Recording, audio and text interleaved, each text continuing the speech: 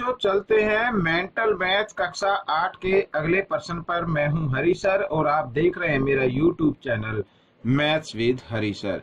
यहाँ पर बच्चों अब आज हम नया चैप्टर करने वाले हैं, अध्याय 3, ठीक है, जिसमें लिखा है चतुर्भुजों को समझना। यहाँ पर जैसा कि आप देख पा रहे हैं, यहाँ पर कुछ रूल लिखे हुए हैं, वो आपको लर्न होने चाहिए, याद होने चाहिए। जैसे 2 है, ठीक है ना, इस प्रकार ये ये सभी हैं, याद रखने योग्य बातें हैं, ये सभी को आपको याद करना है। और उसके बाद याद होने के बाद आपको बड़ा आसान हो जाएगा यहाँ पर जो ये प्रश्न दिए हुए हैं इनके उत्तर देना, ठीक है। तो इस प्रश्न को मैं आगे हल कराऊं तो पहले मैं आप सभी बच्चों से एक बात बोलता हूं कि जो पहली बार मेरे चैनल को देख रहे हैं, प्लीज़ मेरे चैनल को सब्सक्राइब कर दें। कुछ नहीं करना होता, जो वीडियो आप देखते हैं उसके नीचे एक रेड कलर का बटन होता है, उसको आपको जाकर सिर्फ टच कर देना है, ठीक है। मेरा चैनल सब्सक्राइब हो जाएगा। साथ ही आप बेल आइकन को भी प्रेस कर सकते हैं। और हाँ, एक बात और, जिन बच्चों को वीडियो नहीं मिलती है प्लीज़ वो मेरे डिस्क्रिप्शन बॉक्स में जाके अन्य वीडियो के लिंक ले सकते हैं, या मेरे चैनल पर जाकर वहाँ पर प्लेलिस्ट भी देख सकते हैं। तो प्लेलिस्ट देखने का फ़ायदा ये होगा कि आपको फिर बार बार ढूंढनी नहीं पड़ेगी वीडियो कोई भी। तो देखो, सबसे पहले यहाँ पर जो प्रश्न 1 है उसमें लिखा है त्रिभुज के बाह्य कोणों के मापों का योग बताएं, ठीक है।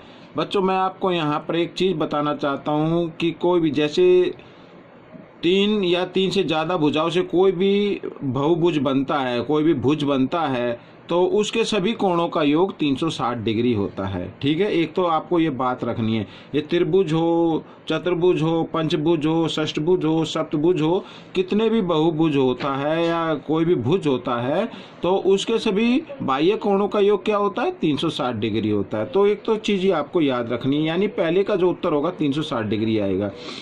अब यहाँ पर प्रश्न नंबर 2 लिखा है पंचभुज के अंतः कोणों के मापों का योग बताइए। अब पंचभुज के अंतःकोणों का जो हमें योग बताना है, अंतःकोणों की मापों का योग बताना है, वो देखो आपको सिर्फ एक चीज़ याद रखनी है, ठीक है। एक फॉर्मूला याद रखना है, n-2 और गुणा 180, ठीक है।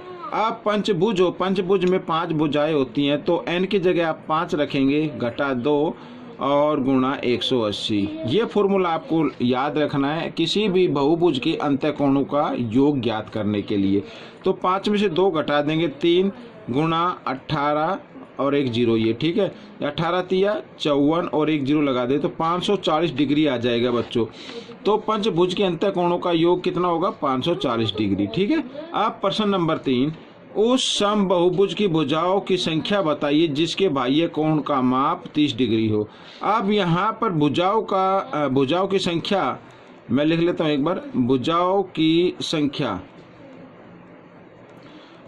की संख्या ज्ञात करने के लिए आपको क्या करना पड़ता है, एक फॉर्मूला होता है 360 बटे और प्रत्येक बाह्य कोण की माप, यहाँ यानी एक कोण की माप, ठीक है। क्या करना होगा, एक कोण की माप। यहाँ पर तो एक कोण की माप, ये फॉर्मूले में भी लिखा हुआ है, ठीक है। जितने भी कोण होते हैं उनमें बाह्य, तो बाह्य लिख देता हूँ मैं इस तरीके से।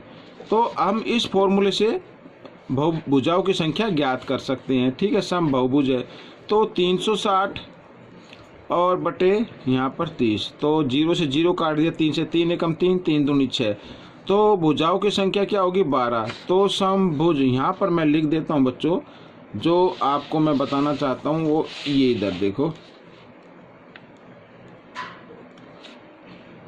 समबहुभुज की भुजाओं की संख्या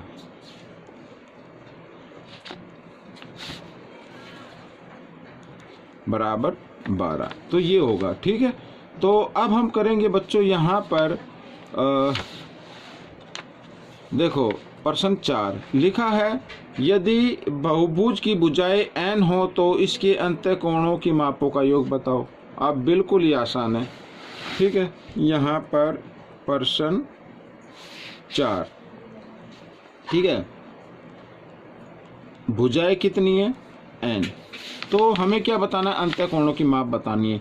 तो अंतःकोणों की माप ज्ञात करने का फॉर्मूला होता है n-2 और गुणा 180, क्योंकि इसकी भुजाएं कितनी है, n है, तो यही फॉर्मूला इसमें लग जाएगा। कहने का मतलब ये होगा कि ये ही आपका उत्तर होगा। ठीक है, अगर भुजाएं n है।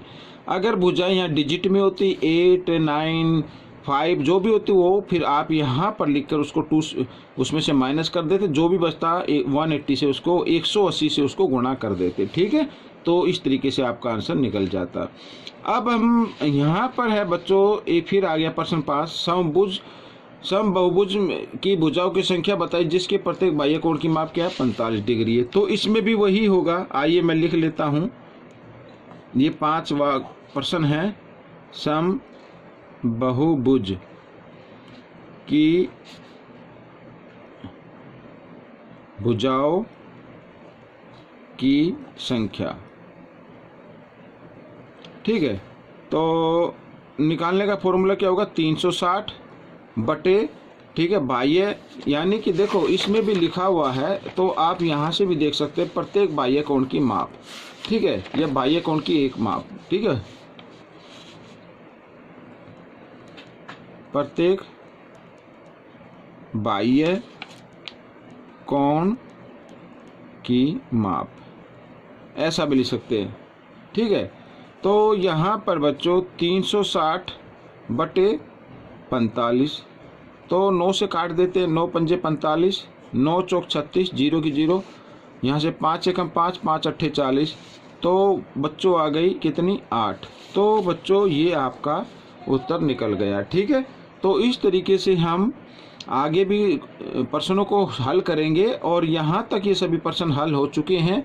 आपको ये कैसे लगे मुझे ज़रूर बताएं और इसमें से सीखकर दूसरों को ज़रूर सिखाएं। मिलते हैं अगले पार्ट में, तब तक के लिए धन्यवाद।